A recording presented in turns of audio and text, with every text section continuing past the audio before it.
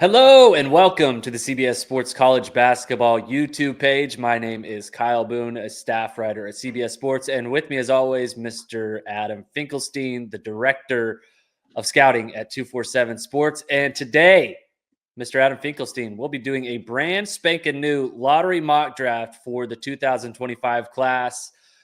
We handed the keys to Nada to shake up the lottery balls for us. He shook it up. He shook it up for us very, very well, based off a couple spins from Tankathon. So, I'm a pretty kind fella. I'm going to give you the first pick here for the Toronto Raptors, Mr. Adam Finklestein. Let's just dive right in. You are on the clock at number one.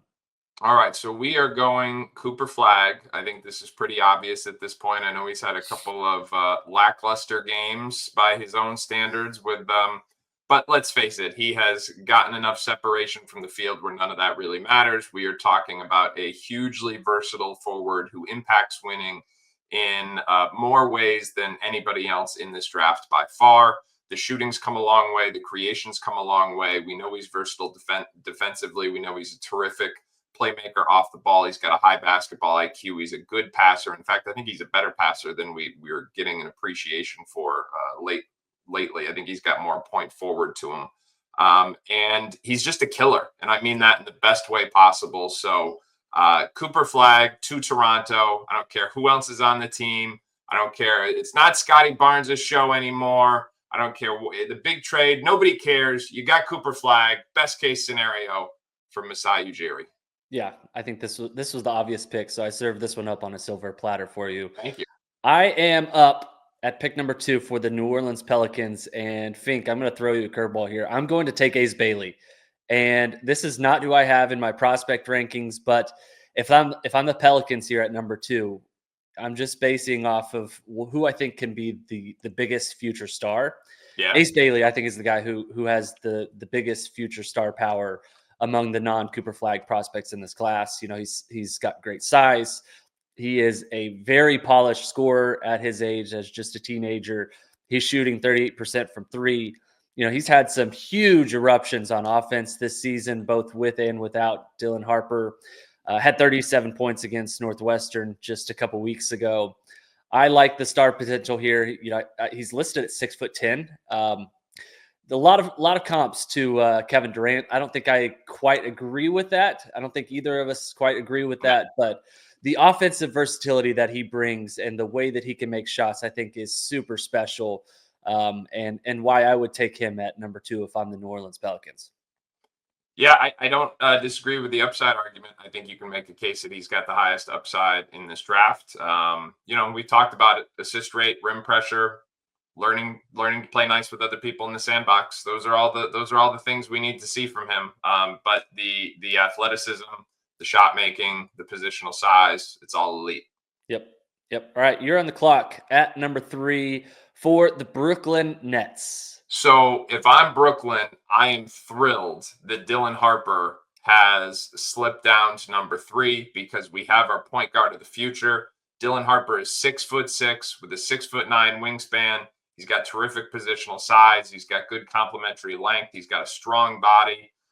He's really started to address the concerns over his shooting that we had in high school. I think he's shown a lot of creation. He's also shown that he is a legitimate big point guard this year at Rutgers. So in the NBA, he would have the ball in his hands. This scenario with Brooklyn, I think, is ideal for him because right now they got D'Angelo Russell running the point. He's obviously not the long-term solution. So Harper gets the ball. He stays close to home. And I think everybody, the Harper family and Brooklyn, would be thrilled by this outcome if it were to come to fruition. Yeah, and I think this would be pretty good value here. Obviously, I have Dylan Harper ranked above Ace Bailey, but yeah, if I'm the Pelicans at number 2, I think I'm trying to swing for the fences. So at number 3, Dylan Harper makes a lot of sense. For number 4 and the Chicago Bulls, I'm going to take a guard. And philosophically, this doesn't make a lot of sense. Feels like the Bulls are building just a team full of guards only. But I'm going to take Casper. What are the Bulls doing? Let's not. I'm not sure. Maybe we're giving them too much credit for having some sort of philosophy at all. I'm going to take Kasparis Jakučionis from Illinois. And I think he's the most kind of well-rounded prospect in the guard class this year. Maybe just behind Dylan Harper. He's good size, good creation, good scoring, good table setter. Not the most athletic guard, but truly like an elite finisher. 83rd percentile finishing at the rim this season, according to Synergy. Can run pick and roll, smooth, stepping into dribble jumpers and scoring the basketball. Smart off-ball cutter. The shooting has fallen off a little bit over the last couple of weeks. He was around 41% when we talked last. He's at 35% from three on the season, but someone who I still think has really shown some development this season in his one season at college and with Illinois. I don't think he's going to have a second season in college with Illinois. So someone who I think would make a lot of sense here for the Chicago Bulls at number 5. I think this is as high as he can go right now because, he had a good game this past weekend at Minnesota, but prior to that, I think he was slipping a little bit. He had 3 against Michigan State, 8 against Ohio State, 7 at Rutgers, and that's not what we were seeing in December. So I want to see the way he finishes the season. Otherwise, I think there's a chance he dips here. But I just appreciate you leaving the guy I would have taken at 4 on the board at number 5, because frankly, I was very concerned with this pick. But now number 5, the Washington Wizards, they're going to take VJ Edgecombe. And again, we are thrilled that he is available here. VJ Edgecombe came into this year at Baylor, known as one of the 4 best players in high school basketball, elite athlete. And I don't say that lightly, truly elite athlete. Elite competitor, known as a worker, someone who already understood the importance of sharing the basketball, the defensive end of the floor. So very mature for his age, got great kind of character, all that background is going to check out beautifully. The questions were going to be the skill set and how his offensive game was going to translate in the half court. Now, prior to that injury last week, or 2 weeks ago, as it may be now, he was trending in a beautiful direction. I mean, his month of January prior to that injury was absolutely spectacular, both with regard to the shooting as well as with the development of his overall guard skills. We saw him make some basic reads. They put him in some pick and roll late game situations. Remember, this is a Baylor roster that has been decimated by injury all season long, and he was responding in a big way. And I think one of the most important variables that we can monitor this year, and this is why I like Edgecombe over Yakuchonis at this point, is the rate of improvement, because it speaks to how quickly did they learn, how quickly did they adjust to the new levels.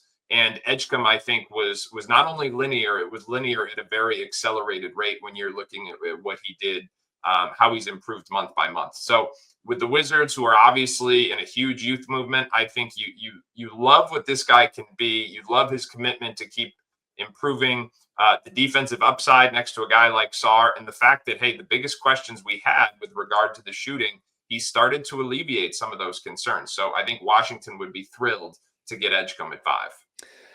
First of all, I think I'd be pretty happy if I got VJ Edgecombe if I'm the Washington Wizards. Second of all, I am going to storm an outrage at Nada if I'm the Washington Wizards and I fall all the way to number 5 despite being the worst team in the NBA. That would be a tough scene to go from potentially having Cooper Flagg to building around VJ Edgecombe. No offense to VJ Edgecombe, but there's a pretty big gap between, like, I would say probably the top 3 or 4 guys and then kind of the rest of the tier. I think it falls off beyond VJ Edgecombe, right? Like, I would have Yakuchonis in that maybe top 5, Edgecombe maybe the 5th of that bunch.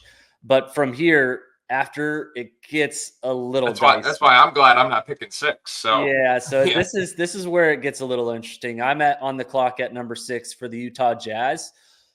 I'm going to take Yegor Dimon from BYU. I think he's the best passer in this draft. I just think there's a lot of flaws in his game right now. He sees the floor at an elite level. He's got really good positional size. The shot just isn't there right now, shooting like 28% from three-point range. 19th percentile this season on spot-up shooting, according to Synergy data. 29th percentile on catch-and-shoot situations. Good foundation on defense. He actually rates out fairly well on defense, but I think there's a lot of holes in his game, and in part why I've moved him down. As people who have listened to the show over the last month or so have noticed. I had Demon somewhere between 2 and 3, depending on where we talked in my prospect rankings. He's now out of the top 5 for now. And we'll see kind of how he finishes this season with BYU. We've seen Edgecombe kind of blossom as the season has gone along. We've seen Jakuchonis mostly develop in a positive way for Illinois this season. The shooting obviously has regressed a little bit, but how Demon finished this season, I think, is going to be very, very interesting and telling as to where he lands in the 2025 NBA draft. You're on the clock here at number 7 for the Charlotte Hornets. All right, so you cannot be on a Kanata Edwards podcast and pick for the Charlotte Hornets and not take his guy. So with the 7th overall pick in the NBA draft, I'm taking Asa Noel. Because now a couple different reasons. I mean, really, I just feel like we should have Nada make this pick, but I will try to do him proud here. So first of all, I think that when Newell's had a really good freshman season at Georgia. That's stating the obvious. But what I think is more subtle has been the importance of the consistency that he has shown. When you go back and you study who Newell was in high school, he was a guy who fluctuated. Summer before his junior year USA basketball, he looked like a prospect that was about to break out in a big way. Junior year at Montverde, he does not break out. In fact, it was less than we expected. Goes back to USA basketball in that summer. And again, he looks tremendous. Senior year at Montverde, playing next to Liam McNeely and Derek Queen and Cooper Flagg, he had a good year, but typically as the 3rd or 4th option on a Montverde team that was the best high school basketball team I've seen in the 18 years I've been doing this. So there were some fluctuations. There were varying data points along the course of the last 2 years. This year at Georgia, he's been very, very steady. I think the gains he's made physically are really important. His body looks great. And the archetype has always been super intriguing because he's someone who, in theory, can protect the rim, can move laterally and guard pick and rolls in different ways, averaging 1 block per game right now, but total of 2.3 stocks. So he gets his hands on a lot of balls defensively. And then offensively, he gives you that vertical spacer with enough shooting potential to say, hey, if you make threes long term, we're going to really have something here. Now, he's under 30% for the year, but he's taking over 2 a game. So you can see Mike White's has enough faith in him to give him that green light. So you put all those things together, and I think at minimum, you've got somebody who's projecting as a really solid piece to the puzzle. And the bottom line is in Charlotte, when you're at this point in the lottery, I don't know that there's anybody with star upside. Someone will probably emerge, but they'll be a surprise. And so I think Newell's got enough characteristics. He plugs a lot of holes. And most importantly, like I said, this is who Nada thinks they would take. So that's why the Hornets are taking Newell. I love it. I think it's a solid pick. Definitely like a high floor pick, maybe not the star potential, but someone who has a long career ahead of him. You know, big rim running big who can play both sides of the floor, can just defend, space the floor, has some shooting potential as well. I am on the clock here at number 8 for the Oklahoma City Thunder. And I'm going to make this pick on the other side of the break. We dig it. Do you?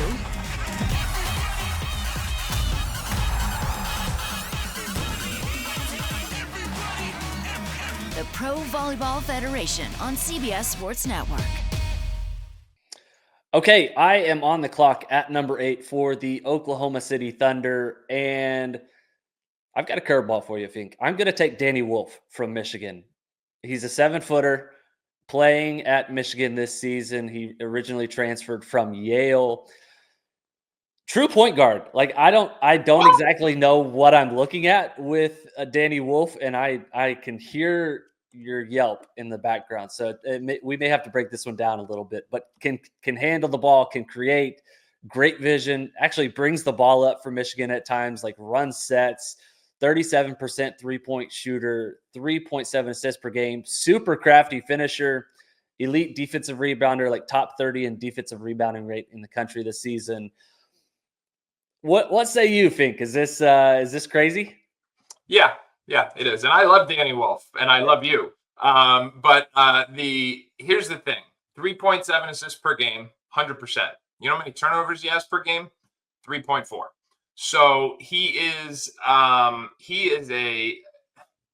a forward who can initiate, who can play make, who can pass. I think that the shooting right now is a key variable. He's up to 37%. And if you're a 7-footer who can dribble, pass, and shoot, there's going to be a role for you in the NBA. So as someone who's watched Danny Wolf since he was a junior in high school, begged high majors to recruit him when he was a senior to no avail. And now see, like, this is who we always thought he could become. Now he's got a lower ceiling physically than most do. Like this is as fit as I've ever seen him. And relative to the other guys we're talking about, there's less burst and explosiveness, foot speed than the rest of the bunch. People talk about the shooting is the key variable, and it is. To me, the turnover percentage is also really important. And I think the durability is a key factor too. Yeah. Like, can you handle and there's nothing in his background. Like, he played 32 games last year at Yale. He started all 23 of the games so far at Michigan as of this recording. But I think, like, can you play through the level of physicality and not get worn down physically? He's got to commit to taking his body to the highest level possible because his overlap of size and skill is really impressive. And then he's just got to be as efficient as he can with his decision making. Yep. But so it's higher than I have him, but I'm happy for Danny because I'm a big Danny believer. I didn't even. I'll tell you the truth, Boone. I just came out with my draftables, and I don't have him in the lottery range. So I think that there's. I know that was a little bit of a contrarian take because he is, continuing to play well. Yeah, we are not necessarily aligned on him, but that's what makes it fun. Yeah, no, this is a little aggressive even for my updated prospect rankings. But I just wanted to see the wow factor whenever I took him at number 8 because I think there's a chance he goes number 8. I think at this point there's a chance he goes like mid to late lottery. And this is someone who was not on the NBA draft radar coming into the season whatsoever. Had him like in the 30s in my prospect rankings, like maybe a month ago or so. So even then it was kind of okay, this seems legit. Let's wait and see if this continues. And it has continued. He's been fabulous for Michigan this season.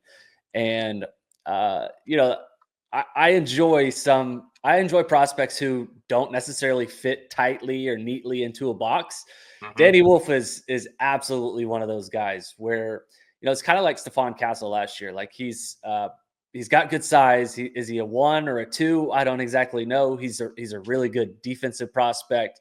He checked a lot of boxes, but he didn't exactly project as like, oh, well, he's a lead guard, or oh, he's a 3-and-D wing. Danny Wolf is not like he's a 7-footer who can defend the rim and be a rim runner. Like, he has some funkiness to his game in a way that, like, okay, Dylan Jones from last year. I was high on Dylan Jones, right? Because he was a lead guard for Weber State. So, guys like that, I'm kind of a sucker for, and that's why I'm kind of a fan of Danny Wolf and his game.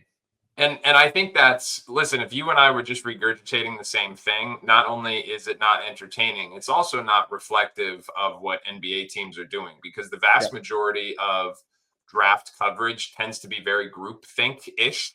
And so I love it when you throw out, a little bit of a slightly contrarian take, but who knows? There may be people who are aligned with you. So I love it. Yeah. All right. You're on the clock here.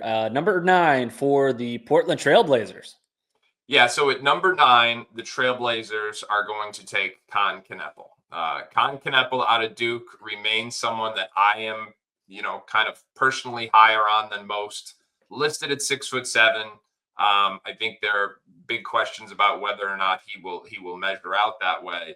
But what you have is a big perimeter player who's strong, has that thicker build, who's more switchable up the lineup, meaning, you can switch him onto a 3, a 4. 3 might end up being his primary position. Who knows? But when you look at this Portland roster and kind of the draft history and just trying to make these pieces fit, I did a deep dive a couple weeks ago on Scoot Henderson and his recent ascension, and it's still like very counterintuitive. Basically He's made really good strides as a shooter. The metrics bear that out. Even the mechanics bear that out. But for some reason, the guy still can't finish. And he still doesn't rate well defensively. And given his physical tools, that's super counterintuitive. So what do you do with Scoot Henderson? If you are not going to sell, a guy like Kneppel is ideal because Kneppel can be a primary initiator. We've seen him play that role at Duke this year. He can be that first domino in your offense because he can come off ball screens, he can make reads. And then also, obviously, he's a great complementary guy because he really understands spacing. He shoots the ball really well. And he understands all those little nuances of how to play in an offensive system once the dominoes get going. I think he's got a chance to be a great connector at the next level. And when you look at this Trailblazers team, trying to figure out like what pieces fit, Scoot, Shaedon Sharpe, Simons, obviously they drafted Klingon, but he's a center. I think he's clearly the center of the future. I think Kneppel could be the guy who you plug him in, you keep two of those primary three guys, you see what they look like with a connector like Kneppel, and maybe that helps put things together.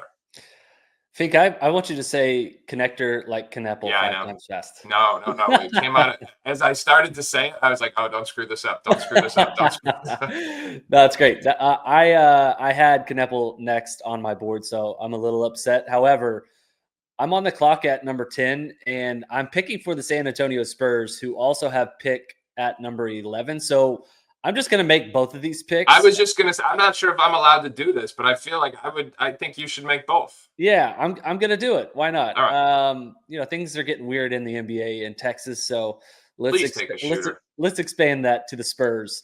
So I was considering two guys here. I'm going to end up taking them both back to back. The first is Liam McNeely from UConn. He's back from an 8-game injury stint because of a high ankle sprain. Had 18 points and 11 rebounds for St. John's. Amazing role player, room to grow, 36% three-point shooter this season, 75th percentile catch and shoot, elite in transition, super smart on defense, great effort. I think the fit there would be pretty seamless. At number 11 for the San Antonio Spurs, I'm going to take Drake Powell from North Carolina. And 6'6" wing, shooting 39% from three. Big ball of energy on defense, huge potential as a switchable defender, lockdown player on that end, really growing into his game, shown some self-creation. This is a guy who has not made a huge splash on the NBA draft scene this season, but, I did kind of a deep dive on him a couple weeks ago, just kind of diving into watching him on defense and how he commits himself on that end consistently, night in and night out. And I spent one morning watching Ace Bailey, and then I spent the afternoon watching Drake Powell. And the difference was completely night and day. I think Powell can be a truly impactful wing defender at the NBA level. He's already shown that he can be a knockdown shooter, really good three-point shooter, can space the floor. Obviously, if you're building around Victor Wembanyama, you're building around De'Aaron Fox now and Stephon Castle.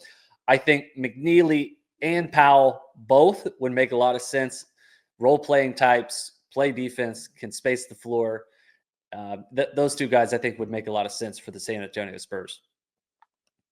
I just love doing mock drafts with you because just when I think I know what's going to happen, something else happens. I love the Liam McNeely pick, and if Travis Branham were on this podcast, he would be celebrating the Drake Powell pick. Yes. I love it. It's all good stuff. Yes. All right, so that puts me up with the Houston Rockets at 12, correct? That's right. You're on the clock at number 12. And I think there's two scenarios because we're at that point in the draft now where maybe you're starting to think about fit more and more. Sure. And Houston has such a collection of young assets that are really starting to figure it out, at least with Amen Thompson. People, I think, because he's already a borderline all-star type guy, people forget how young Alperen Sengun is. And they're just, Reed Shepherd hasn't quite played up to expectations yet, but I don't think they're any less enthusiastic about his upside. You got Cam Whitmore there. You've got Tari Eason there.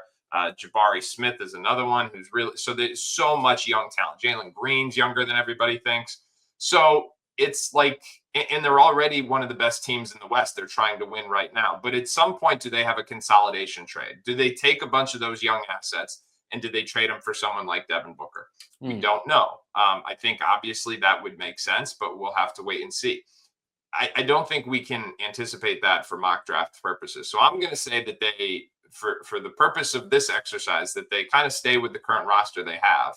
And if that's the case, I think someone like Kaman Malawach makes a lot of sense because as good as Alperen Sengun is, he is a vastly different type of big man than Malawach. And Malawach plays a role that is extremely translatable to the NBA. We've seen that, so many examples of that in the recent years, whether it's Yves Missy or Derek Lively, you could go on and on and on. Just that rim running, lob threat, shot blocker. And by the way, Kaman Malawach is 7'2" with a 7'6" wingspan.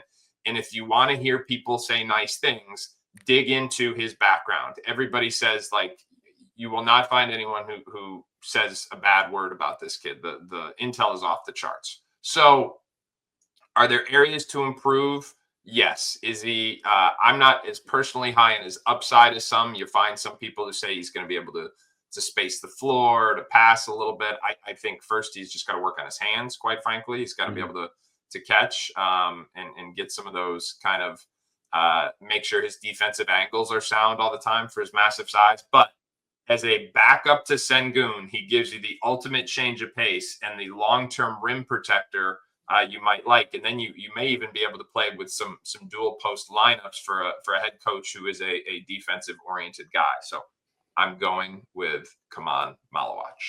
Okay, I knew you would do that. You love you some Malawach. I feel like you've taken him. I know. Again, that Travis is higher on him. I'm not a big believer in his upside. I just think he would fit in Houston.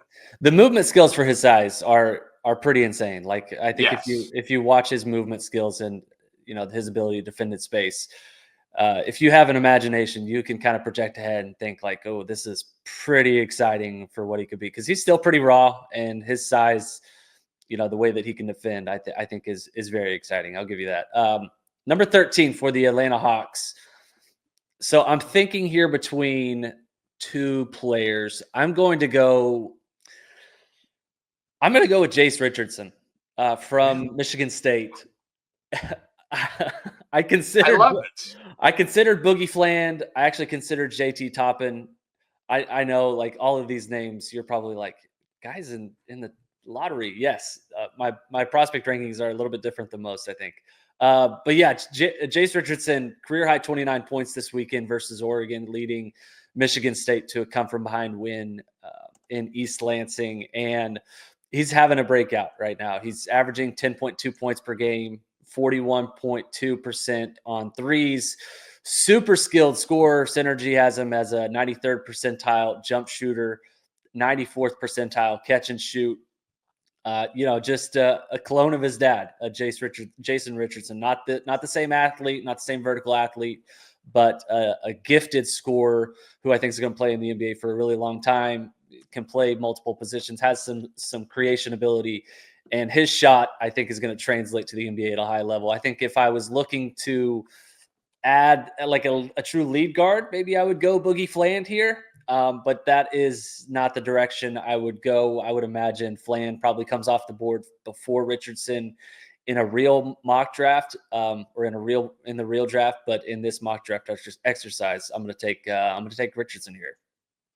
All right. So interestingly enough, you have now picked three guys in the lottery that I do not have as a lottery caliber prospect. And I'm not saying I'm right and you're wrong. I'm just saying that I dig the differences of opinion, because now I'm like, I got to go check myself. And the one I really got to go check myself on, I think, is Danny Wolf. I probably got to put him in the lottery. Jace Richardson, I think, is going to be fascinating if he comes out. I think he's got a chance to be one of the best guards in college basketball if he comes back. Yep. But it is going to be interesting. All right. Yes. I am. So that leaves me with the last pick, right? You got it. 14 for the Miami Heat. All right, the new look Miami Heat. I'm going to go international with this one, and I'm going to go Ben Seraph, because as I look at this, and I do want your take on this too. So as I look at this roster, and we say, like, all right, what is the post Jimmy Butler iteration of this team look like? It's built around Tyler Harrow. It's built around Bam Adebayo. It's maybe built around Kel'el Ware. Like, if these signs are real, now you've got your front court of the future. Andrew Wiggins, I think he'll be a solid player there, but is he the answer on the wing 5 years from now? I don't doubt it. Is it Jaime Jaquez? I don't know. But I think Ben Seraph is someone who gives them some, next to Harrow, who has a little bit of a scoring mentality. Seraph comes in and he gives you a guy with perimeter size to play multiple positions. He can play make a little bit. I just think there's a lot to like, especially in this roster, given some opportunity on the perimeter. When we say who are the long-term pieces here. But it's Miami, so I think, of course, you have to, a trade is always a possibility as well. But yeah, Ben Seraph to me would be round out the lottery. What is your opinion on Seraph? No, I think that makes a lot of sense, especially if you're like trying to take the best possible fit. I think Seraph would be someone who would be a complementary piece. I think if I'm on the clock there for the Miami Heat at number 14 and Boogie Fland is still there, like I think I would prefer him. Just someone who could, be a complementary creator next to Tyler Hero, and someone who has, kind of two-way ability, can shoot the ball at a really high level. But I think there's going to be a number of different options there at number 14. Like Seraph could end up being a top 10 pick, could end up sliding. That's going to be an interesting spot if the Miami Heat are picking there at number 14. Like there's going to end up being some prospects who I think could be like players who could add to that team like pretty early in their career. And that team seems like it's kind of ready to take the next step. So Seraph would make a lot of sense there. I don't hate the pick at number 14. This has been fun, Boone. I love it. This has been fun. All right. I gave you some Danny Wolf propaganda, some Drake Powell propaganda. And Jace Richardson. And Jace Richardson. Yes. Now I need to go update my prospect rankings so I don't look like a fool with all these guys in the 20s. But yes. Check out the draftables. Check out Boone's prospect rankings. Check out my draftables. CBSSports.com. Let's do it, baby. CBSSports.com, and we have our mock drafts on CBSSports.com. Hopefully mine will be updating in the next week. I know you updated yours like maybe 2 weeks ago, right? Yeah, and it's already outdated. I got to do it again. So you go first, and then I'll follow that up. Yeah. Beautiful. Okay. All right. If you are listening to this, please like and subscribe to the channel, CBS Sports College Basketball YouTube page. We will be back next week and every week thereafter covering the 2025 NBA draft class in the lead up to this summer's draft. Thank you all for listening. We'll see you guys next time.